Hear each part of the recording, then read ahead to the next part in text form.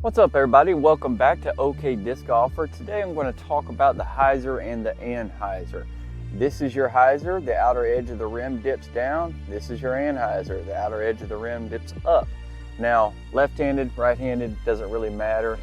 Same exact principles, just dealing with different directions when your disc fades off. Now, if that's all there was to it, then I could call it a day, go ahead and cut this video off and have a 30-second short on YouTube. But there's obviously a little more to it than that, and you're here anyway, and even though I hate the sound of my own voice, I will walk you through all the fundamentals of the Hyzer and the Anhyzer, what they're used for, and why it matters. Now, the Hyzer is relatively simple to pull off. There's three things really that it's for. Number one is to get around those dog legs to the left, assuming you're a right-hand backhand thrower, dog legs to the right if you're left-handed. Or it's to just get you around obstacles, period. Something sitting in the middle of the fairway that you got to get around, a Hyzer will often do the trick for you. It's also designed to compensate for an understable disc.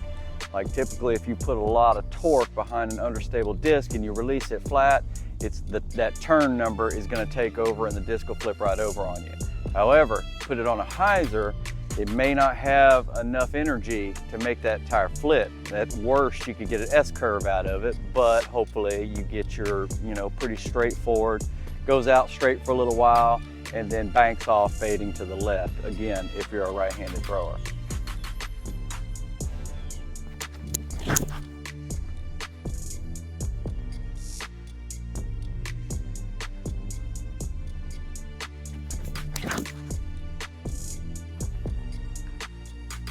Now with the forehand Hyzer, it's the same exact principle. You want this outer edge down. So when you go to flick it, you're gonna have that outer edge facing downward, just like when you're backhanding or you're throwing a right-hand backhand throw, you want that outer edge down as you come through. It's the same exact principle, different throw. Obviously you're going in a different direction, but the same thing still applies.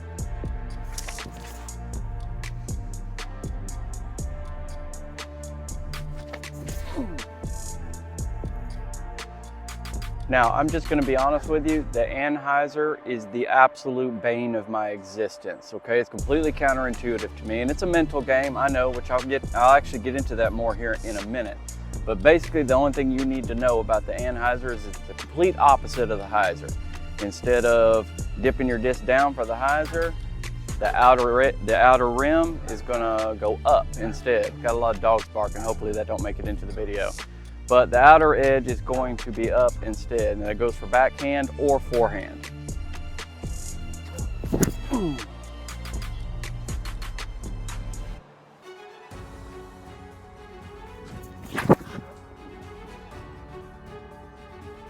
Now the same thing holds true with the forehand. Whenever you're doing an Anhyzer with a forehand, you want the outer rim to be up. So when you're throwing, that rim is going to be up. Like I said, it's a little counterintuitive and it feels a little weird, especially consider what kind of throw you're doing, but that's how it works.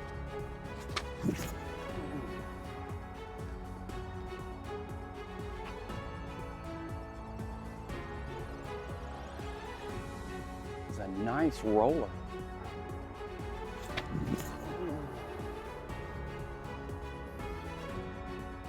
Now, as you can see, the Anhyzer is not exactly my cup of tea, unless I'm trying to do a roller, which one of those actually worked out pretty well.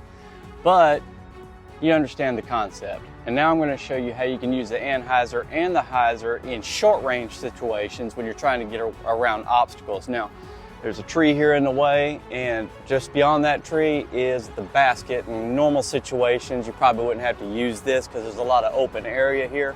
But I'm just giving you a prime example of what it looks like if you get caught in the trees and you got a lot of obstacles in front of you and you have to get around it, which happens to me quite a bit, so I'm pretty used to it.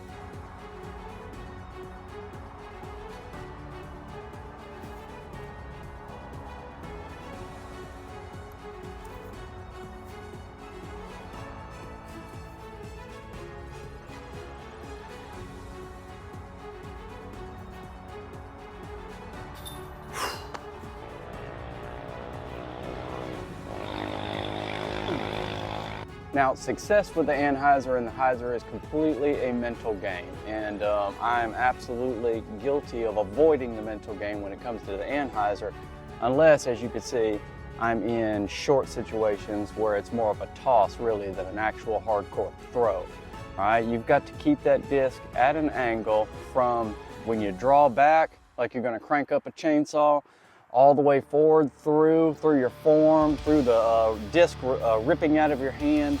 It has to maintain that angle the entire time, and the only way to get your body to naturally do this is muscle memory. Repetition, repetition, repetition. Getting out here and doing it over and over and over again until your mind just does it on its own, and it's more instinctive really than anything else. And as far as the Anhyzer is concerned, it's counterintuitive. I mean, it goes against your body at natural rest. Most people, when they're holding a disc and just relaxing, it's held like this. Nobody holds the disc like this when they're just chilling out. It's just counterintuitive. So you have to force your brain and your body to work together to achieve the actual result. And to me, that is the hardest part about the Hyzer and the Anhyzer, and learning to get them good, get them correct, and get out here and actually have some success on the disc golf course using either one of them. Simple in theory, not quite so simple in reality, but there you have it, the Hyzer and the Anhyzer. Now, if you want to rip me or tear me apart over my form and my Anhyzer, I don't blame you. Definitely hit me up in the comments, but before or after you do that, make sure you hit that like and subscribe button. At the end of the day, I am an okay disc golfer, and the channel could use all the help you can give it. So please feel free to do that, and as always, I will see you out on the course.